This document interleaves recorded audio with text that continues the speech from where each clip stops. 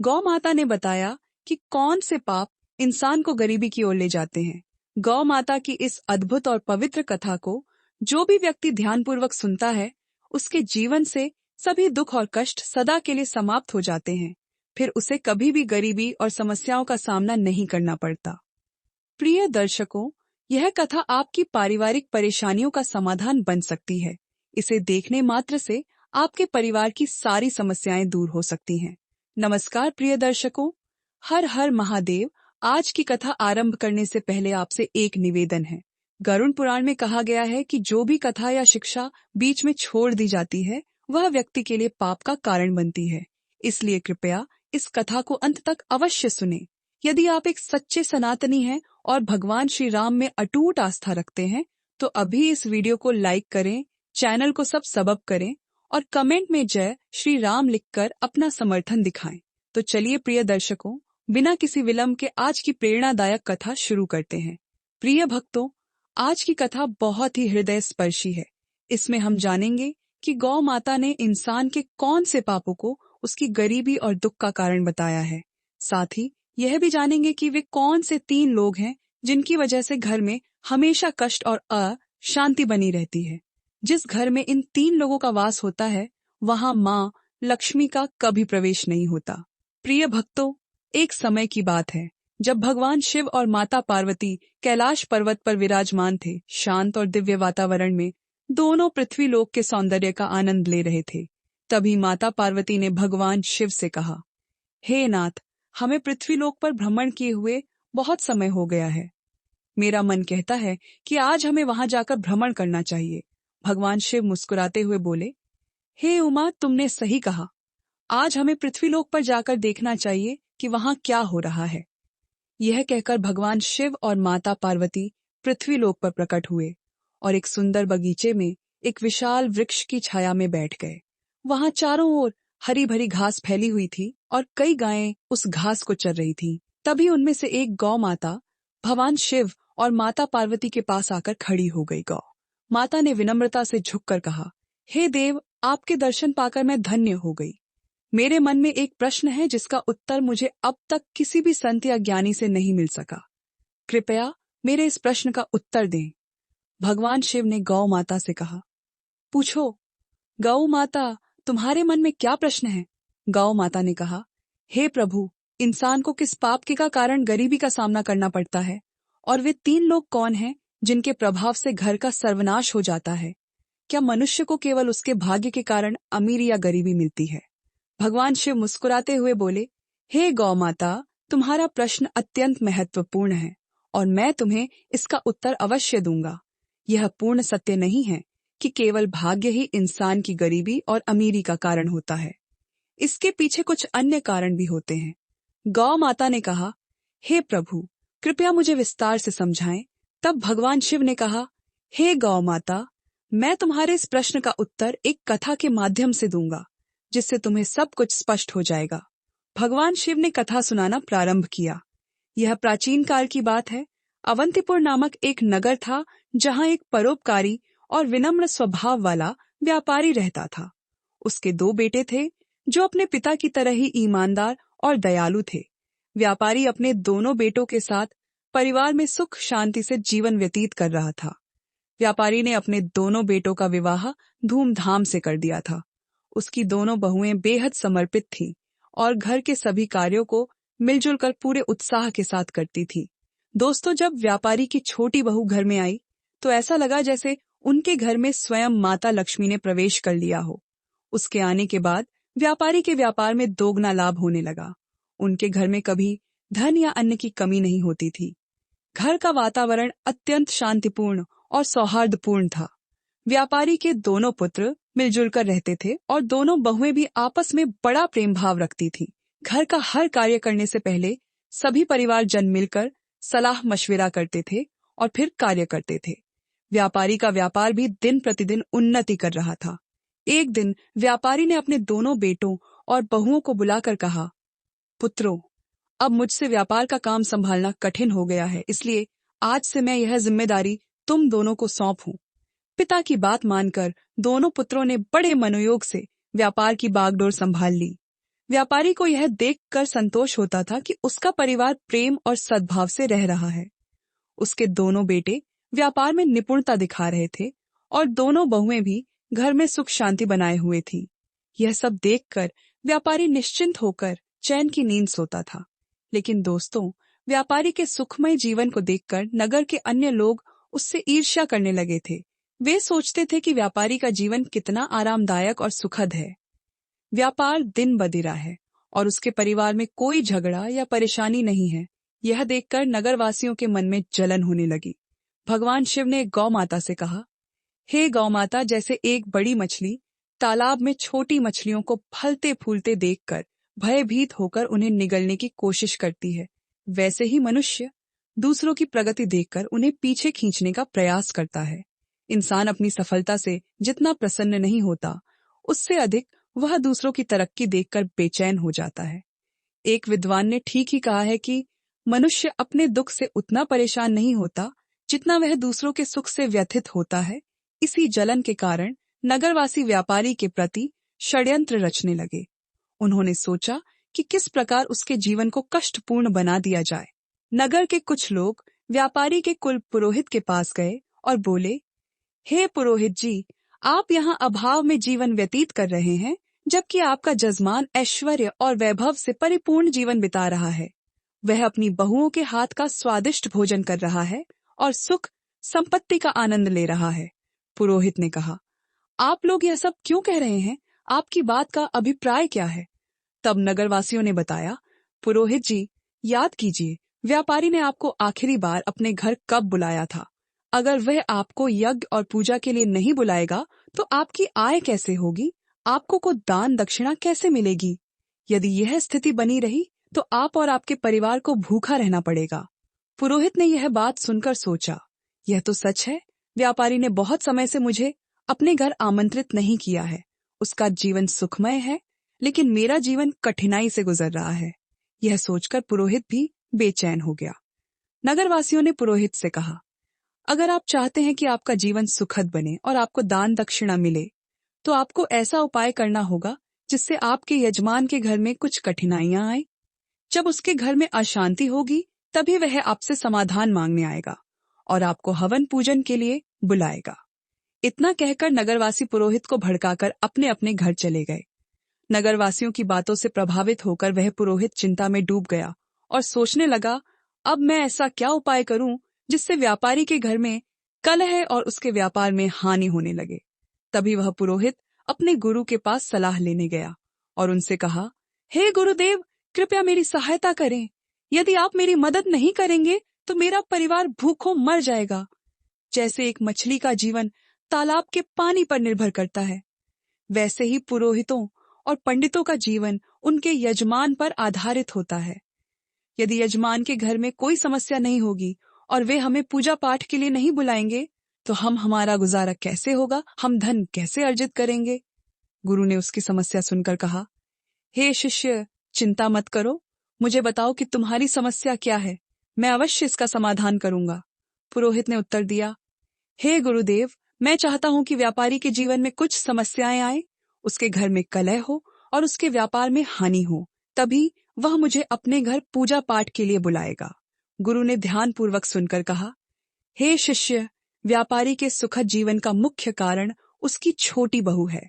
वह भगवान विष्णु और माता लक्ष्मी की नित्य पूजा करती है, जिसके कारण उनके घर पर दिव्य कृपा बनी हुई है। जब से वह बहू इस घर में आई है, तब से व्यापारी का जीवन धन धान्य से परिपूर्ण और सुखमय हो गया है। ऐसी धार्मिक और गुणवान स्त्री जिस घर में होती है, वहां कभी अभाव नहीं होता। यह सुनकर पुरोहित ने कहा, हे गुरुदेव, यदि ऐसा है तो क्या कोई उपाय है जिससे व्यापारी के घर में अशांति और व्यापार में हानि हो सके? गुरु ने कहा, तुम चिंता मत करो, तुम्हें बस एक सरल उपाय करना है। व्यापारी के घर जाओ और उससे एक पीतल का लोटा मांग लो। उस लोटे को अपने घर ले जाकर रख लेना। जब तुम ऐसा करोगे तो कुछ ही समय में व्यापारी के व्यापार में हानि होने लगेगी और उसके घर में कलह शुरू हो जाएगी। उसके बेटे आपस में झगड़ने लगेंगे और उसके जीवन में कष्ट बढ़ जाएंगे। तब वह तुम्हें अपने घर पूजा पाठ के लिए बुलाएगा। गुरु की सलाह सुनने के बाद पुरोहित ने उनका धन्यवाद किया और अपने घर लौट आया। अगले दिन सुबह स्नान ध्यान करने के बाद वह व्यापारी के घर पहुंचा। व्यापारी उस समय आराम कर रहा था। पुरोहित की आवाज सुनकर वह बाहर आया और अपने कुल पुरोहित को देखकर अत्यंत प्रसन्न हुआ। उसने उनका स्वागत किया और कहा, आइए पुरोहित जी, इतने दिनों बाद आपके दर्शन हुए हैं। सब कुशल मंगल है ना? पुरोहित ने जवाब दिया, सब ठीक है, बस इधर से गुजर रहा था तो सोचा कि आपसे मिल लूं।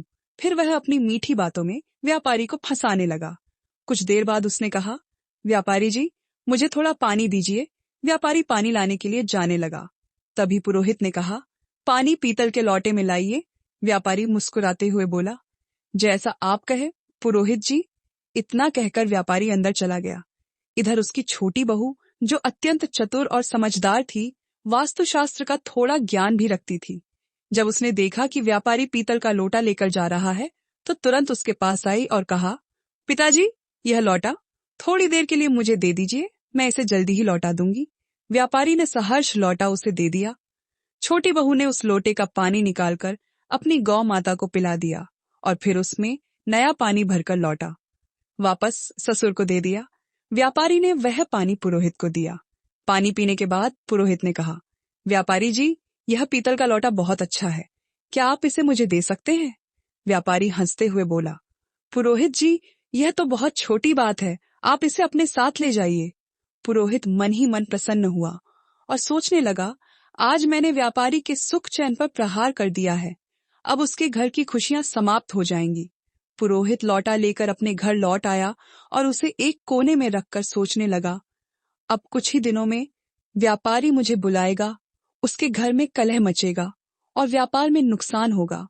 तब मैं पूजा पाठ करके उससे अच्छी दक्षिणा प्राप्त करूंगा। इन ख्यालों से पुरोहित बेहद प्रसन्न था और बेसब्री से इंतजार करने लगा कि व्यापारी कब उसे बुलाता है। दिन बीतते गए, लेकिन 20 दिनों के बाद व्यापारी की ओर से कोई बुलावा नहीं आया। पुरोहित थककर पुनः अपने गुरु के पास गया और बोला, हे गुरुदेव, मैंने आपके निर्देशानुसार व्यापारी से पीतल का लोटा मांग लिया था, लेकिन अब 20 दिन बीत चुके हैं और व्यापारी के जीवन में कोई समस्या नहीं आई है। वह तो पहले की तरह सुख शांति के साथ अपना जीवन व्यतीत कर रहा है। गुरु ने यह सुनकर अपनी दिव्य दृष्टि का उपयोग किया और आंखें बंद करके स्थिति का अवलोक किया। फिर उन्होंने कहा, हे शिष्य, मैंने पहले ही कहा था कि व्यापारी की छोटी बहू बहुत बुद्धिमान और चतुर है। उसने तुम्हारे षड्यंत्र को भांप लिया था। जब तुम व्यापारी से गौ माता मांगने गए थे, तब उसने गौ माता की सिर पर जो रंग लगाया था, वही उसके घर की समृद्धि का कारण है। उसने उस रंग को मंदिर के पास रख दिया था, जिससे उनके घर का सुख वहीं बंधा रहा। तुम्हारा यह प्रयास विफल हो गया। गुरु ने आगे कहा, लेकिन चिंता मत करो, अब तुम व्यापारी के घर जाकर वह रंग की कटोरी मांग लो। उस रंग को अपने घर लाने के बाद ही तुम व्यापारी के सुख को समाप्त कर पाओगे। गुरु की बात सुनकर पुरोहित ने उनकी सलाह मान ली और व्याप के घर पहुंचा। उसने बहाने से व्यापारी से रंग से भरी कटोरी मांगी। व्यापारी उसकी बात मानकर कटोरी लेने अंदर गया।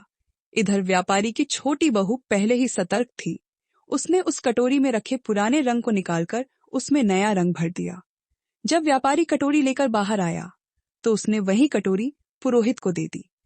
पुरोहित रंग की कटोरी लेकर अपने घर लौट आया और खुश होकर सोचने लगा, अब तो व्यापारी का जीवन शीघ्र ही समस्याओं से भर जाएगा और वह मुझे बुलाने पर मजबूर हो जाएगा।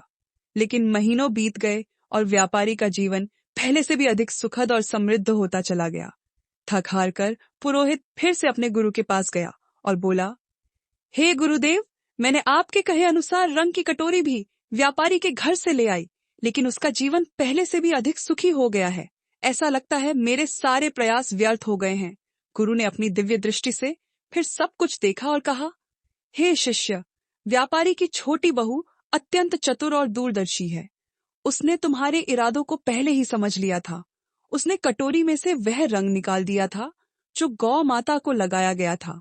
इसी कारण व्यापारी का सुख समृद्धि अब भी उसके पास बनी हुई है। जब तक वह छोटी बहू व्यापारी के घर में रहेगी, तब तक तुम व्यापारी का कुछ नहीं बिगाड़ सकते। अब तुम्हें किसी भी तरह से उस छोटी बहू को व्यापारी के घर से बाहर करना होगा, तभी व्यापारी के जीवन में कष्ट आएंगे। गुरु की यह बात पुरोहित की समझ में आ गई। उसने सोचा कि छोटी बहू को घर से निकालने के अलावा अब कोई और उपाय नहीं बचा है। वह घर लौटकर व्यापारी के परिवार में फूट डालने और छोटी बहू को घर से बाहर करने की योजना बनाने लगा। अगले दिन पुरोहित चिंतित मुद्रा में व्यापारी के घर पहुंचा। व्यापारी ने इसे इस अवस्था में देखा तो पूछा, पुरोहित जी, क्या बात है? आप इतने परेशान क्यों हैं? पुरोहित ने गंभीर स्वर में कहा, व्यापारी जी, आपके घर पर बहुत बड़ा संकट मंडरा रहा है। यदि आपने जल्द ही इसका समाधान नहीं किया तो आपका सुखमय जीवन बर्बाद हो जाएगा। आपके बेटों को व्यापार में बड़ा नुकसान होगा और आपके परिवार पर विपत्ति का पहाड़ टूट पड़ेगा। व्यापारी यह सुनकर घबरा गया और चिंतित स्वर में बोला, पुरोहित जी, यह आप क्या कह रहे हैं? कृपया हमें इस संकट से बचने का उपाय बताइए। आप हमारे कुल पुरोहित हैं। जो भी आप कहेंगे हम अवश्य करेंगे। पुरोहित ने व्यापारी की घबराहट भांप ली और समझ गया कि वह अब उसके जाल में फंस चुका है। उसने कहा, इस संकट से बचने का एक ही उपाय है। पुरोहित ने व्यापारी से कहा, व्यापारी जी, आपकी छोटी बहू आपके परिवार के लिए एक बड़ा संकट बन चुकी है। जब तक वह इस घर में है, आपका और आपके परिवार का दुर्भाग्य दूर नहीं होगा। मैं तो यही सलाह दूंगा कि आप उसे तुरंत अपने घर से निकाल दें। पुरोहित की इन बातों पर व्यापारी को पहले तो विश्वास नहीं हुआ, लेकिन बार बार पुरोहित के जोर देने पर उसने उसकी बातों पर भरोसा करना शुरू कर दिया। व्यापारी ने कहा, पुरोहित जी, जैसा आप कह रहे हैं मैं वैसा ही करूंगा। आप बताइए कि मुझे अपनी बहू को कब घर से निकालना चाहिए? पुरोहित ने उत्तर दिया, व्यापारी जी, समय व्यर्थ मत कीजिए। जितना जल्दी हो सके उसे घर से निकाल दीजिए। यह कहकर पुरोहित मन ही मन प्रसन्न होता हुआ अपने घर लौट गया। व्यापारी इस स्थिति से अत्यंत उदास हो गया। वह सोचने लगा, मेरी छोटी बहू तो बहुत ही अच्छे स्वभाव की है। वह न केवल मेरी सेवा करती है बल्कि पूरे परिवार का भी ख्याल रखती है। मैं उसे कैसे घर से निकाल सकता हूँ? लेकिन फिर वह विचार करने लगा, यदि वह परिवार के लिए संकट है तो मुझे इस कठोर निर्णय को लेना ही होगा, क्योंकि मैं अपने परिवार को किसी विपत्ति में नहीं डाल सकता। यह सोचकर व्यापारी अपनी छोटी बहू के पास गया और दुखी मन से बोला, बहू, मुझे बहुत दुख है, लेकिन तुम्हें इस घर को आज ही छोड़ना होगा। तुम्हारे कारण हमारे परिवार पर बड़ी विपत्ति आने वाली है। ससुर की बात सुनकर बहू स्तब्ध रह गई, लेकिन वह तुरंत समझ गई कि यह सब दुष्ट पुरोहित की साजिश है। उसने नम्रता से कहा, ठीक है पिताजी, यदि यही आपकी इच्छा है तो मैं इस घर को छोड़ देती हूँ। जब व्यापारी का छोटा बेटा यह सब देखता है तो वह भी गुस्से और दुख से भर जाता है। उसने अपने पिता से कहा, पिताजी, यदि मेरी पत्नी को इस घर में जगह नहीं मिल सकती तो मैं भी इस घर में नहीं रह सकता। मैं अपनी पत्नी के साथ चला जाऊंगा। छोटा बेटा और उसकी पत्नी घर छोड़कर शहर चले गए। वहां उन्होंने एक छोटे से किराए के मकान में रहना शुरू कर दिया। व्यापारी का छोटा बेटा अत्यंत मेहनती और ईमानदार था। कुछ समय बाद उसने शहर में अपना छोटा सा व्यापार शुरू किया, जो उसकी लगन और ईमानदारी के कारण तेजी से बढ़ने लगा। धीरे धीरे वे संपन्न हो गए और उन्होंने शहर में अपना खुद का घर खरीद लिया। इधर व्यापारी का घर पुरोहित की चालों के कारण बर्बादी की कगार पर आ गया। घर में हर दिन झगड़े और कलह होने लगे। व्यापारी का बड़ा बेटा, जो पहले व्यापार में मन लगाता था, बुरी संगति में फंस गया। वह बेवजह धन उड़ा रहा था और दिन रात आवारा गर्दी करता था। पुरोहित पूजा पाठ के बहाने व्यापारी से लगातार धन लेता रहा और धीरे धीरे व्यापारी की सारी जमा पूंजी समाप्त हो गई। व्यापार भी पूरी तरह से बंद हो गया। अब तो स्थिति यह हो गई कि घर में खाने पीने का भी अभाव हो गया। नगरवासी व्यापारी की दुर्दशा देखकर हंसते और ताने मारते। उसकी दशा का मजाक उड़ाया जाता। यह सब देखकर व्यापारी को आत्मग्लानि होने लगी। उसने सोचा, मेरी जिंदगी अब किसी काम की नहीं रही। आत्महत्या के अलावा मेरे पास और कोई रास्ता नहीं बचा। इस विचार के साथ वह नदी की ओर बढ़ चला। लेकिन रास्ते में उसकी भेंट एक तेजस्वी संत से हुई। संत के मुख पर दिव्य तेज था। माथे पर चंदन का टीका और उनके लंबे केश उन्हें अद्वितीय बनाते थे। संत को देखकर व्यापारी ने उन्हें प्रणाम किया और उदास होकर आगे बढ़ने लगा। संत ने कहा, हे पुत्र, ठहरो, तुम्हें इतनी चिंता क्यों हो रही है? क्या बात है? व्यापारी ने रुककर संत के समक्ष अपना पूरा हाल सुना दिया। उसकी बातें सुनकर संत ने तुरंत स्थिति को समझ लिया। संत बोले, हे पुत्र, तुम्हारे जीवन में सभी परेशानियां उसी दिन से शुरू हुई जब तुमने अपनी छोटी बहू को घर से निकाला।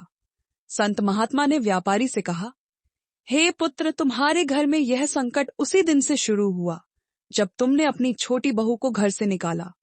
वह साक्षात माता लक्ष्मी का स्वरूप है। उसकी भगवान के प्रति निष्ठा और नित्य पूजा पाठ के कारण तुम्हारे घर में सुख समृद्धि थी। संत की बातें सुनकर व्यापारी को अपनी भूल का एहसास हुआ। वह तुरंत शहर गया और अपने छोटे पुत्र के घर पहुंचकर अपनी बहू के समक्ष हाथ जोड़कर क्षमा मांगते हुए बोला, बहू, मुझे माफ कर दो। मैंने उस दुष्ट पुरोहित की बातों में आकर तुम्हें घर से निकाल दिया, लेकिन सच्चाई यह है कि तुम हमारे परिवार की लक्ष्मी हो। जब तक तुम घर में थी, सुख और शांति बनी रही, लेकिन तुम्हारे जाने के बाद से हमारा घर क्लेश और दुखों से घिर गया है। हमारा व्यापार पूरी तरह से ठप हो चुका है। ससुर की यह बात सुनकर छोटी बहू ने विनम्रता से कहा, पिताजी, आप चिंता न करें, मैं तुरंत घर लौटती हूँ। यह घर भी मेरा है और वह घर भी मेरा ही है। मैं पहले ही समझ चुकी थी कि पुरोहित ने हमें बाहर करने के लिए षड्यंत्र रचा था। फिर वह ससुर और अपने पति के साथ खुशी खुशी घर लौट आई। मित्रों, इस संसार में कई लोग होते हैं जो दूसरों की खुशियों से जलते हैं और उन्हें बर्बाद करने का प्रयास करते हैं, लेकिन यह हम पर निर्भर करता है कि हम किसकी बातों पर भरोसा करते हैं और कैसे निर्णय लेते हैं। यदि हम गलत लोगों की बातों में आकर अपने ही परिवार को तोड़ेंगे तो निश्चित रूप से हमारा घर बर्बाद हो जाएगा और हमारी स्थिति दयनीय हो जाएगी। छोटी बहू के घर लौटने के कुछ ही दिनों बाद व्यापारी का व्यापार फिर से चलने लगा। उसका परिवार एक बार फिर सुख शांति से भर गया। घर में खुशियां लौट आईं और व्यापारी ने समझ लिया कि एक और सही निर्णय ही परिवार की नींव को मजबूत रखते हैं। भगवान शिव ने गौ माता से कहा, हे गौ माता, मैं तुम्हें एक महत्वपूर्ण बात बताने जा रहा हूँ, ध्यान से सुनो। जिस घर में इन 3 प्रकार के लोगों की बात मानी जाती है, उस घर का नाश सुनिश्चित है। गौ माता ने पूछा, हे प्रभु, वे 3 लोग कौन हैं? भगवान शिव ने कहा, पहला, जिस घर में अहंकारी और दुष्ट स्वभाव वाले व्यक्ति की बात सुनी जाती है, वहां निश्चित रूप से विनाश होता है। दूसरा, जिस घर में लालची, कुटिल और अनैतिक आचरण वाली स्त्री का प्रभाव हो, वहां धन कभी नहीं टिकता और वह घर सदैव दरिद्र रहता है। माता लक्ष्मी ऐसे घर में प्रवेश नहीं करती। तीसरा, जिस घर में बाहरी व्यक्तियों की बातों को अधिक महत्व दिया जाता है और उनके कहे अनुसार घर चलता है, वह घर भी बर्बाद हो जाता है। भगवान शिव ने आगे कहा, हे गौ माता, तुम्हारा दूसरा प्रश्न था कि मनुष्य किस पाप के कारण गरीब या अमीर बनता है। तो सुनो, गीता में भगवान श्री कृष्ण ने कहा है कि मनुष्य को कभी भी अपने विवेक, परिश्रम, बुद्धि और उद्यम पर संदेह नहीं करना चाहिए। उसे सदैव सत्य और धर्म के मार्ग पर चलते हुए निरंतर कर्म करना चाहिए। जो व्यक्ति अपने आप पर संदेह करता है और असत्य का साथ देता है, वह कभी भी सफलता प्राप्त नहीं कर सकता। गरीबी और अमीरी जीवन की धुरी है। जो मनुष्य निरंतर प्रयास करता है और अपने कर्मों पर विश्वास रखता है, वह निश्चित रूप से गरीबी के दलदल से बाहर निकल आता है। गौ माता ने यह सुनकर कहा, हे प्रभु, आपके मुख से यह कथा सुनकर मैं धन्य हो गई। प्रिय भक्तों, यह कथा हमें सिखाती है कि सच्चाई, ईमानदारी और विवेक का अनुसरण करना ही जीवन की सच्ची सफलता का मार्ग है। इस कथा के बारे में आपकी क्या राय है? कृपया अपनी अमूल्य टिप्पणियां हमें कमेंट बॉक्स में जरूर लिखें। हमें आशा है कि इस कथा ने आपको आध्यात्मिक प्रेरणा दी होगी। प्रिय दर्शकों, आगे की कथा में आपको एक ऐसा अनमोल संदेश मिलेगा जो आपके जीवन को नई दिशा प्रदान करेगा। यह कहानी पति पत्नी के पवित्र रिश्ते की गहराई और उसकी महत्ता को समझाने का प्रयास करेगी। पति पत्नी का रिश्ता संसार के सबसे अनमोल और महत्वपूर्ण बंधनों में से एक है। यह सिर्फ 2 व्यक्तियों का संबंध नहीं है, बल्कि यह विश्वास, प्रेम और जिम्मेदारी का एक अटूट संगम है। यह रिश्ता तभी मजबूत बनता है जब दोनों एक दूसरे का साथ निभाएं और हर परिस्थिति में एक दूसरे के साथ खड़े रहे। लेकिन अगर इस रिश्ते में दूरियां आ जाएं, तो यह केवल दुख और पछतावा ही लेकर आता है। आज हम एक ऐसी कथा सुनाने जा रहे हैं जो पति पत्नी के रिश्ते को एक नई दृष्टि से समझने का अवसर प्रदान करेगी। यह कहानी उन स्त्रियों और पुरुषों के लिए एक संदेश है जो अपने जीवन साथी के महत्व को अनदेखा करते हैं या उनके साथ रिश्तों में लापरवाही बरतते हैं। मित्रों, यह देखा गया है कि कई बार कुछ पत्नियां अपने पति के साथ रात में सोने से कतराती हैं, वे उन्हें अपने पास आने से रोकती हैं और तरह तरह के बहाने बनाकर दूरी बना लेती हैं। ऐसी स्थिति केवल उनके रिश्ते को ही नहीं बल्कि उनके पूरे जीवन को भी प्रभावित करती है। ऐसी महिलाएं अक्सर अपने निर्णयों पर पछता हैं, लेकिन तब तक बहुत देर हो चुकी होती है। यह कथा उन महिलाओं के लिए एक चेतावनी है जो अपने रिश्तों में दूरी पैदा करती है।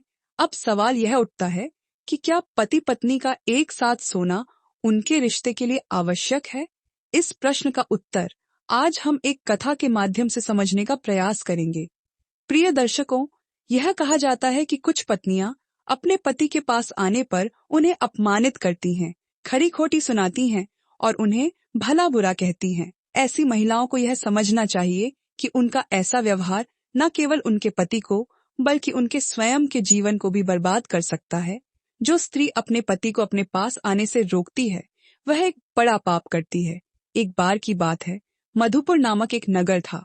नगर के पास एक घना जंगल था जिसके बीच में एक सुंदर तालाब स्थित था। उस तालाब का पानी इतना स्वच्छ था कि उसमें आसमान की परछाई भी स्पष्ट रूप से दिखाई देती थी। तालाब के चारों ओर छोटे छोटे पेड़ थे जिन पर पक्षियों की चहचहाहट सुनाई देती थी। तालाब के पास एक मिट्टी का छोटा सा घर था जिसमें रघुवीर नाम का एक किसान अपनी पत्नी पूनम और 2 बच्चों के साथ रहता था। उनके परिवार में एक बेटा और एक बेटी थी। पूनम अपने प्रतिम सौंदर्य के लिए पूरे क्षेत्र में प्रसिद्ध थी। उसकी सुंदरता ऐसी थी कि यदि कोई अजनबी भी उसके घर आता और उसे देखता तो मोहित हो जाता। एक दिन की बात है, सूर्य अस्त हो चुका था। आकाश में तारे टिमटिमाते थे और वातावरण शांत था। पूरा गांव गहरी नींद में डूबा हुआ था। लेकिन इसी शांत रात में रघुवीर अपने घर से बाहर निकला और जंगल की ओर चलने लगा। यह रात का तीसरा पहर था। रघुवीर के चेहरे पर अजीब सी खुशी थी। वह तेज कदमों से घने जंगल की ओर बढ़ रहा था, जैसे उसे कोई महत्वपूर्ण चीज मिलने वाली हो। घने पेड़ों के बीच से गुजरते हुए वह तालाब के पास पहुंचा। वहां से उसे एक झोपड़ी दिखाई दी। झोपड़ी के बाहर एक सुंदर स्त्री खड़ी थी जिसका नाम निशा था। निशा को देखते ही रघुवीर के चेहरे पर हल्की मुस्कान आ गई। निशा ने भी मुस्कुराते हुए कहा, स्वामी, आज इतनी देर क्यों कर दी? मैं पिछले 1 घंटे से आपका इंतजार कर रही थी। मुझे लगा कि आप आज नहीं आएंगे, इसीलिए मैं जाने ही वाली थी, तभी मुझे किसी के कदमों की आहट सुनाई दी। मैंने देखा कि आप आ रहे हैं तो मैं यहीं रुक गई, निशा ने कहा। रघुवीर मुस्कुराते हुए बोला, हे प्रिय, आज मेरी पत्नी को नींद नहीं आ रही थी। मैं उसे सुलाने में व्यस्त था। उसने कहा कि उसे नहीं पता क्यों, लेकिन उसकी आंखों में आज नींद नहीं थी। मैंने उसे अपने पास बुलाया और अपनी बाहों में लेटा लिया। जब वह गहरी नींद में सो गई तो मैं चुपके से उठकर तुम्हारे पास चला आया। इस कारण आज मुझे थोड़ा समय लग गया, मैं इसके लिए क्षमा चाहता हूँ। निशा ने उसकी बात सुनकर कहा, स्वामी, मैं समझती हूँ, लेकिन अगली बार इतनी देर मत करना। यहाँ आपका इंतजार करते करते मुझे काफी समय हो गया था। चलिए अब झोपड़ी के अंदर चलते हैं। हमें सुबह होने से पहले अपने अपने घर लौटना होगा। रघुवीर और निशा दोनों झोपड़ी के अंदर चले गए। उस रात उन्होंने अपनी झूठी खुशियों का आनंद लिया। रघुवीर, जो अपनी पत्नी पूनम को धोखे में रखता था, हर रात निशा से चोरी छुपे मिलने आता था। वहीं निशा भी अपने पति को धोखा देकर रघुवीर से मिलने आती थी। जब पति पत्नी के बीच भावनात्मक और शारीरिक दूरी आ जाती है तो उनका रिश्ता बिखरने लगता है। यह सिर्फ उनके जीवन को ही नहीं बल्कि उनके बच्चों और समाज को भी प्रभावित करता है। रघुवीर और निशा दोनों अपने अपने जीवन साथी को धोखा देकर इस अनुचित रिश्ते में शामिल थे। उनका यह सिलसिला लंबे समय तक चलता रहा। लेकिन दोस्तों, यह जानना जरूरी है कि जो स्त्री अपने पति को धोखा देती है और जो पुरुष अपनी पत्नी को छल होता है, उनके जीवन में इसका क्या परिणाम होता है। अब आगे की कथा में जानते हैं कि इस प्रकार के कृत्य के क्या दुष्परिणाम हो सकते हैं। इंद्रलोक का वातावरण शांत था। आकाश में तारे झिलमिला रहे थे और मंद मंद सुगंधित पवन बह रही थी। देवराज इंद्र अपने सिंहासन पर विराजमान थे और उनके चारों ओर दिव्य प्रकाश फैला हुआ था। इसी समय आकाश मार्ग से गरुड़ महाराज अपने विशाल पंखों की गति से उड़ते हुए नारायण नारायण का जाप करते हुए इंद्रलोक पहुंचे। उन्होंने देवराज इंद्र को प्रणाम किया और हाथ जोड़कर कहा, हे देवराज, मैं पृथ्वीलोक से लौट रहा हूँ। वहां मैंने एक ऐसी घटना देखी जिसने मेरे मन में अनेक प्रश्न उत्पन्न कर दिए हैं। कृपा करके इन प्रश्नों का समाधान करें। देवराज इंद्र ने गरुड़ को स्नेहपूर्वक देखा और कहा, हे गरुड़, तुम इतने व्यथित क्यों हो? कौन सी बात तुम्हें परेशान कर रही है? निसंकोच अपनी बात मुझसे कहो। गरुड़ ने नम्रता से कहा, हे देवराज, जब मैं पृथ्वीलोक पर भ्रमण कर रहा था तो मैंने एक विचित्र दृश्य देखा। एक स्त्री जो अपने पति और बच्चों के साथ रहती थी, रात के समय अपने पति और बच्चों को धोखा देकर घर से निकल गई। उसने अपने पति को सुलाया और जंगल की ओर चल पड़ी। वहां वह एक झोपड़ी के पास खड़ी थी, जैसे किसी पुरुष का इंतजार कर रही हो। दूसरी ओर एक पुरुष जो अपने परिवार का मुखिया था, वह भी अपनी पत्नी और बच्चों को धोखा देकर जंगल के रास्ते से उसी झोपड़ी में पहुंचा। मैंने देखा कि वह स्त्री और वह पु, जो दोनों अपने अपने परिवारों के लिए जिम्मेदार थे, एक दूसरे से मिलकर अनैतिक संबंध बना रहे थे। यह दृश्य देखकर मेरा मन विचलित हो गया। गरुड़ ने आगे कहा, हे देवराज, मैं यह समझने में असमर्थ हूं कि ऐसे लोग जो अपने जीवन साथी और बच्चों को धोखा देकर इस प्रकार का कृत्य करते हैं, उनके जीवन में क्या परिणाम होंगे। यह कलयुग का प्रभाव है या मानव मन की विकृति? कृपया मेरे इन प्रश्नों का उत्तर दें। देवराज इंद्र ने गरुड़ की बात ध्यान से सुनी और उन्हें शांत रहने का संकेत दिया। फिर बोले, हे गरुड़, तुम इतने व्याकुल क्यों हो? यह कलयुग है और इसमें इस प्रकार के कृत्य असामान्य नहीं है। कलयुग में मनुष्य अपनी इच्छाओं, वासनाओं और स्वार्थ के अधीन हो जाता है। यही उनके पतन का मुख्य कारण है। उन्होंने आगे कहा, तुम्हारे प्रश्न अत्यंत महत्वपूर्ण हैं। यह प्रश्न न केवल मानव जीवन के लिए बल्कि उनके नैतिक मूल्यों और समाज के लिए भी गहन चिंतन का विषय है। इन घटनाओं का परिणाम केवल उन व्यक्तियों तक सीमित नहीं रहता, बल्कि उनके परिवार और समाज पर भी गहरा प्रभाव डालता है। देवराज इंद्र ने गरुड़ की ओर देखा और मुस्कुराते हुए कहा, हे गरुड़, तुम्हारे प्रश्न अत्यंत महत्वपूर्ण हैं। यह न केवल स्त्रियों के लिए बल्कि पुरुषों के लिए भी उतने ही प्रासंगिक हैं। पति पत्नी के में संतुलन, प्रेम और जिम्मेदारी का होना अनिवार्य है। यदि इनमें से कोई एक अपने कर्तव्यों को भूल जाए तो इसका परिणाम पूरे परिवार और समाज पर गहरा प्रभाव डालता है। अब मैं तुम्हारे प्रश्नों का उत्तर एक कथा के माध्यम से दूंगा। इसे ध्यानपूर्वक सुनो और इसे मानव जाति के कल्याण के लिए उपयोग करो। गरुड़ ने कहा, हे देवराज, कृपया विस्तार से बताएं। देवराज इंद्र ने कथा आरंभ की। एक समय की बात है। सुजानगढ़ नामक नगर में सुभाष नाम का एक धनवान व्यापारी रहता था। वह अपनी मेहनत और चतुराई से खूब धन कमाता था। सुभाष अनाज को किसानों से कम दाम पर खरीदता और ऊंचे दामों पर व्यापारियों को बेचता। इस प्रकार उसकी संपत्ति दिन बदन बढ़ती गई। सुभाष का एकमात्र पुत्र था अमन, जिसे वह और उसकी पत्नी श्रुति अत्यधिक स्नेह करते थे। लेकिन अमन को बचपन से अधिक आजादी मिली हुई थी। वह जो चाहता वही करता। सुभाष और श्रुति ने उसे कभी किसी चीज के लिए मना नहीं किया। कहते हैं कि अत्यधिक आजादी इंसान को बिगाड़ देती है। अमन के साथ भी यही हुआ। वह बुरी संगत में पड़ गया और जुआ खेलने, नशा करने और वेश्याओं के पास जाने का आदी हो गया। धीरे धीरे उसने अपने पिता की संपत्ति बर्बाद करनी शुरू कर दी। गरुड़ ने पूछा, हे देवराज, अमन ने ऐसा क्यों किया? क्या उसके माता पिता ने उसे रोकने का प्रयास नहीं किया? देवराज इंद्र ने उत्तर दिया, हे गरुड़, सुभाष और श्रुति ने अमन को समझाने की बहुत कोशिश की, लेकिन जब कोई व्यक्ति बुरी संगत में पड़ जाता है तो उसे सही रास्ते पर लाना अत्यंत कठिन हो जाता है। अमन ने अपने माता पिता की बातों को अनसुना कर दिया। उसने अपनी माँ से झूठ बोलकर धन मांगना शुरू किया और जुए में हार जाता। वेश्याओं और नशे की लत ने उसे उसकी इच्छाओं का गुलाम बना दिया। अमन की आदतें इतनी बिगड़ गई कि उसने न केवल अपने पिता की संपत्ति बर्बाद की, बल्कि अपने स्वास्थ्य और चरित्र को भी खो दिया। देवराज इंद्र ने आगे कहा, यह कथा उन माता पिता के लिए एक चेतावनी है जो अपने बच्चों को अनुशासन में नहीं रखते। अत्यधिक छूट और बुरी संगत किसी भी व्यक्ति को बर्बादी की ओर ले जाती है। गरुड़ ने कहा, हे देवराज, यह कथा अत्यंत शिक्षाप्रद है। कृपया इसे विस्तार से सुना। देवराज इंद्र ने कहा, सुनो गरुड़, जब सुभाष को पता चला कि उसका पुत्र अमन जुआ, नशा और वेश्यावृत्ति में लिप्त है तो वह बहुत दुखी हुआ। उसने सोचा कि यदि अमन की आदतों को रोका नहीं गया तो वह उसकी मेहनत से अर्जित सारी संपत्ति बर्बाद कर देगा। इस समस्या का समाधान खोजते हुए सुभाष ने मन ही मन विचार किया, यदि अमन का विवाह करवा दिया जाए तो शायद वह अपनी बुरी आदतें छोड़ दे। घर में उसकी पत्नी आएगी तो वह अपना ध्यान परिवार पर केंद्रित करेगा और वेश्याओं के पास जाना बंद कर देगा। इस सोच के साथ सुभाष ने एक धनवान सेठ की सुंदर और गुणवान बेटी निर्मला से अमन का रिश्ता तय कर दिया। निर्मला न केवल रूपवती थी बल्कि अपने गुणों और नेक स्वभाव के कारण पूरे क्षेत्र में प्रशंसा पाती थी। कुछ ही समय बाद अमन और निर्मला का विवाह हो गया। विवाह के बाद अमन का व्यवहार बदलने लगा। निर्मला की सुंदरता और उसके गुणों ने अमन को गहराई से प्रभावित किया। उसने वेश्याओं के पास जाना पूरी तरह से छोड़ दिया और अब घर पर ही रहने लगा। कुछ समय तक सब कुछ सही चलता रहा।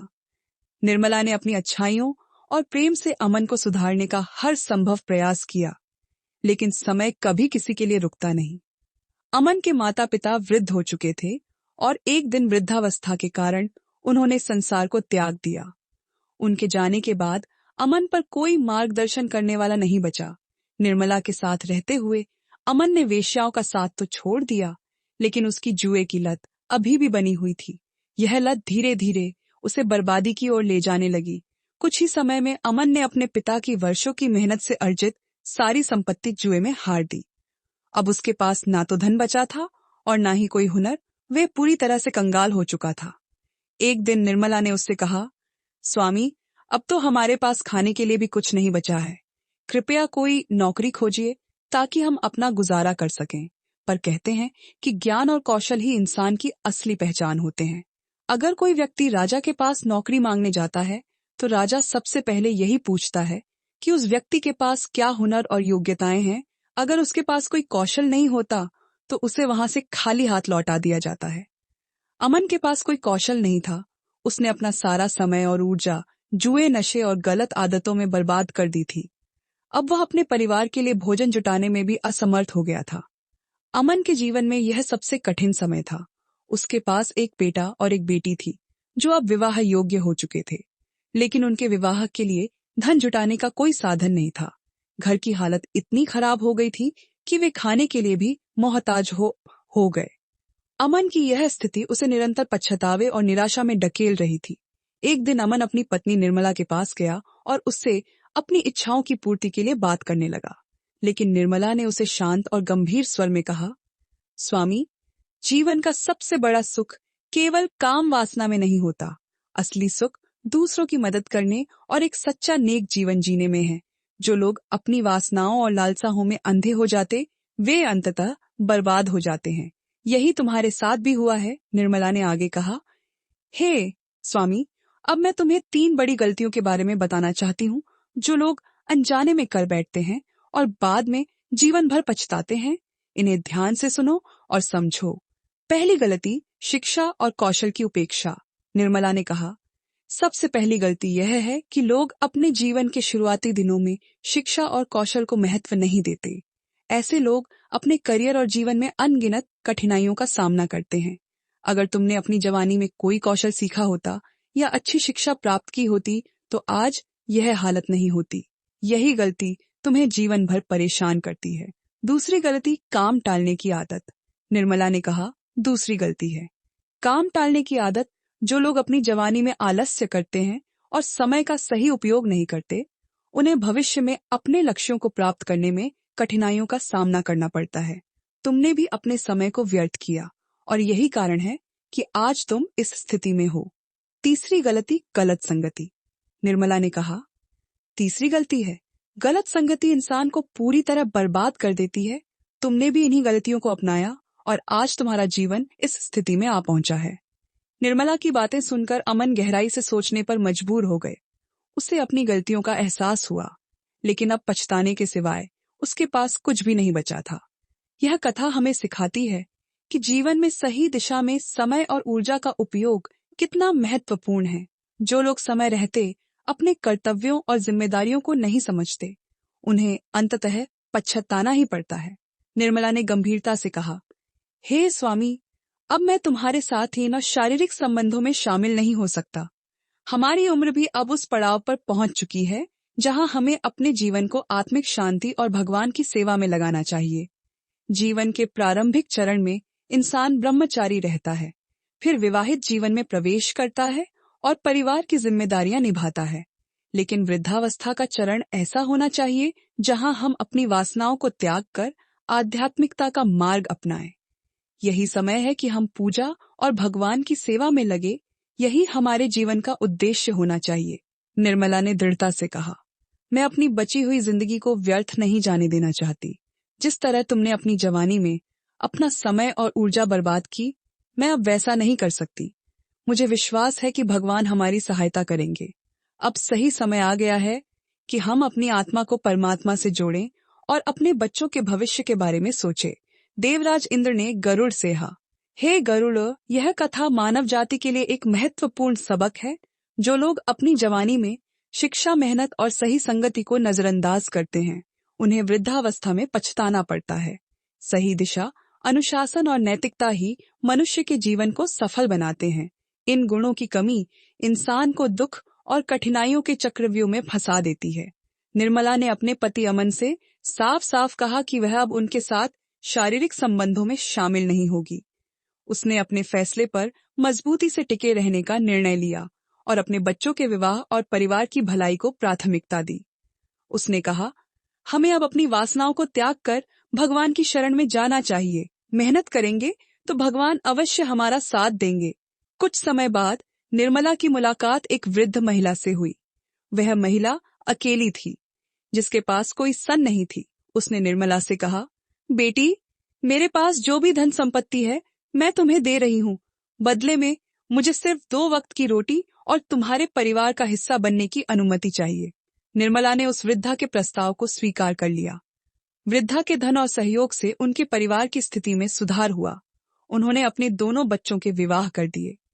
धीरे धीरे घर में खुशहाली लौट आई और परिवार सुख शांति से रहने लगा। लेकिन अमन का स्वभाव फिर से बदलने लगा। निर्मला के साथ उसकी दूरी ने उसे गलत रास्ते पर धकेल दिया। निर्मला ने अपने जीवन में आध्यात्मिकता को प्राथमिकता देते हुए अमन के साथ शारीरिक संबंध बनाने से इनकार कर दिया। लेकिन अमन अपनी इच्छाओं को नियंत्रित नहीं कर सका। वह अपनी वासनाओं से पीड़ित हो गया और धीरे धीरे एक अन्य स्त्री के प्रभाव में आ गया। वह स्त्री उसे रात्रि में अपने पास बुलाती थी। अमन अपनी पत्नी और बच्चों को सुलाकर रात के अंधेरे में उस स्त्री के पास जाने लगा। वह झूठ और धोखे के रास्ते पर चल पड़ा। प्रिय मित्रों, इस कथा से यह शिक्षा मिलती है कि किसी भी रिश्ते में संतुलन बनाए रखना अत्यंत आवश्यक है।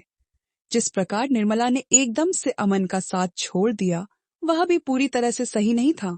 पति को सुधारने के लिए धैर्य, समझदारी और प्रेम की आवश्यकता होती है। जो महिलाएं अपने पति का अचानक त्याग कर देती हैं, वे अनजाने में उन्हें गलत रास्ते पर जाने के लिए प्रेरित कर सकती हैं।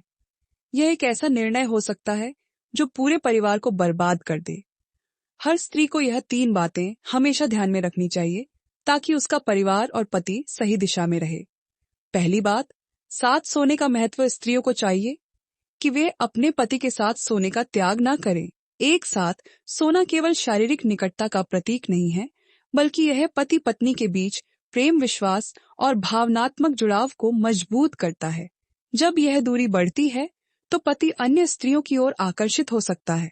दूसरी बात, धैर्य और समझदारी। किसी भी रिश्ते में सुधार के लिए धैर्य और समझदारी आवश्यक है। अचानक कठोर निर्णय लेने से रिश्ते कमजोर हो सकते हैं। सही मार्गदर्शन और समर्थन से पति को बेहतर राह पर लाना संभव है। तीसरी बात, पारिवारिक जिम्मेदारियां। हर स्त्री को अपने परिवार की जिम्मेदारियों को प्राथमिकता देनी चाहिए। रिश्तों में संतुलन बनाए रखना और अपनी भूमिका को निभाना पूरे परिवार को खुशहाल और एकजुट रखता है। पति पत्नी का रिश्ता जीवन रूपी गाड़ी के 2 पहियों के समान है। यदि एक पहिया पटरी से उतर जाए तो गाड़ी चलना कठिन हो जाता है। इसलिए रिश्ते में सामंजस्य और सहयोग बनाए रखना ही एक सुखी जीवन की कुंजी है। इसलिए स्त्रियों को चाहिए कि वे अपने रिश्ते की गरिमा बनाए रखें और इसे मजबूती प्रदान करें। पहली बात, पति की इच्छाओं का सम्मान करें। काम क्रीड़ा पति पत्नी के रिश्ते का एक स्वाभाविक और महत्वपूर्ण हिस्सा है। यदि कोई स्त्री अपने पति की भावनाओं और इच्छाओं को पूरी तरह अनदेखा करती है और उससे दूरी बनाती है, तो पति पराई स्त्रियों की ओर आकर्ष हो सकता है। लेकिन जो स्त्रियां अपने पति की भावनाओं का सम्मान करते हुए धैर्य और समझदारी से उसे सही रास्ते पर लाती हैं, वे परिवार और समाज दोनों के लिए आदर्श बन जाती हैं। पति को सही दिशा दिखाना और उसका मार्गदर्शन करना स्त्री का नैतिक दायित्व है। दूसरी बात, पति को सही राह पर लाने का प्रयास करे। यदि पति किसी बुरी आदत या वासना में फंसा हुआ है, तो स्त्री को उसे सुधारने का प्रयास करना चाहिए। उसे अच्छे सत्संग में ले जाना, धार्मिक चर्चा सुनाना और मंदिर या आध्यात्मिक स्थानों पर ले जाना ऐसे उपाय हैं जो किसी भी व्यक्ति को सुधार सकते हैं। स्त्री को अपने पति की कमजोरियों को समझते हुए धैर्यपूर्वक उसे सही दिशा में ले जाने का प्रयास करना चाहिए, लेकिन यह प्रयास तभी सफल होता है जब इसमें संयम और समझदारी हो। तीसरी बात, परिवार की भलाई को प्राथमिकता दें। पति पत्नी दोनों को यह समझना चाहिए कि उनका रिश्ता केवल व्यक्तिगत संतोष तक सीमित नहीं है, बल्कि यह पूरे परिवार की नींव है। यदि कोई भी अपने कर्तव्यों को नजरअंदाज करता है, तो इसका परिणाम पूरे परिवार को भुगतना पड़ता है। केवल भगवान की भक्ति करना पर्याप्त नहीं है, परिवार की देखभाल और पति को सही मार्ग पर रखना भी उतना ही महत्वपूर्ण है। देवराज इंद्र ने कहा, जो पुरुष पराई स्त्री के साथ अनैतिक संबंध बनाता था, वह अमन था। उसकी पत्नी निर्मला ने उसके साथ शारीरिक संबंध पूरी तरह से समाप्त कर दिए थे। इस दूरी ने अमन को अपनी पत्नी के प्रति उदासीन बना दिया और वह पराई स्त्रियों के जाल में फंस गया। यही उसकी बर्बादी का कारण बना। मित्रों, यह कथा हमें सिखाती है कि किसी भी स्त्री को अपने पति का अचानक त्याग नहीं करना चाहिए। अपने पति को सही मार्ग पर लाने के लिए धैर्य, समझ और प्रेम का सहारा लेना चाहिए। ऐसा करने वाली स्त्रियां न केवल अपने परिवार को बचाती हैं, बल्कि समाज में भी आदर्श मानी जाती हैं। गरुड़ ने यह कथा सुनने के बाद प्रसन्न होकर कहा, हे देवराज, आपने मेरे सभी प्रश्नों का समाधान कर दिया।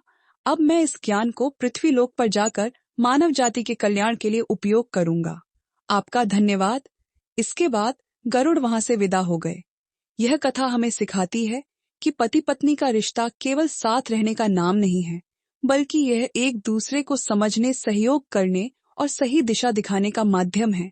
जहां संतुलन और सामंजस्य होता है, वहीं परिवार और समाज में सुख और शांति बनी रहती है। 3 महत्वपूर्ण बातें भावनात्मक और शारीरिक जुड़ाव बनाए रखें। स्त्रियों को चाहिए कि वे अपने पति के साथ भावनात्मक और शारीरिक निकटता बनाए रखें। यदि वे अपने पति से दूरी बनाती हैं, तो पति के गलत राह पर जाने की संभावना बढ़ जाती है। अपने पति को धीरे धीरे सुधारने का प्रयास करें, न कि उसे पूरी तरह त्याग दें। रिश्ते में समझ और धैर्य का महत्व। पति पत्नी का रिश्ता आपसी समझ और धैर्य पर आधारित होता है। यदि पति किसी बुरी आदत में फंसा है, तो संयम और सही मार्गदर्शन से उसे सुधारने की कोशिश करें। उसे अनदेखा करना या पूरी तरह त्याग देना उचित समाधान नहीं है। परिवार की भलाई को प्राथमिकता दें। किसी भी परिस्थिति में परिवार की भलाई सबसे महत्वपूर्ण होनी चाहिए। पति पत्नी दोनों को एक दूसरे का सहयोग करना चाहिए और अपने बच्चों के लिए आदर्श बनना चाहिए। यदि परिवार टूटता है, तो इसका असर न केवल बच्चों पर बल्कि पूरे समाज पर पड़ता है। प्रिय भक्तों, इस कथा के बारे में आपके क्या विचार हैं? कृपया अपनी अमूल्य राय हमें कमेंट बॉक्स में जरूर बताएं। हमें उम्मीद है कि यह कथा आपको प्रेरणादायक लगी होगी और आपके जीवन में नई सोच लेकर आई होगी। अगर यह कथा आपको अच्छी लगी हो, तो कृपया इस वीडियो को लाइक करें और इस ज्ञानवर्धक संदेश को अधिक से अधिक लोगों तक पहुंचाने के लिए इसे अपने मित्रों और परिवार के साथ साझा करें। साथ ही कमेंट सेक्शन में जय श्री कृष्णा लिखकर अपनी श्रद्धा प्रकट करें। इस वीडियो को अंत तक देखने के लिए आप सभी का दिल से धन्यवाद। जय श्री राम।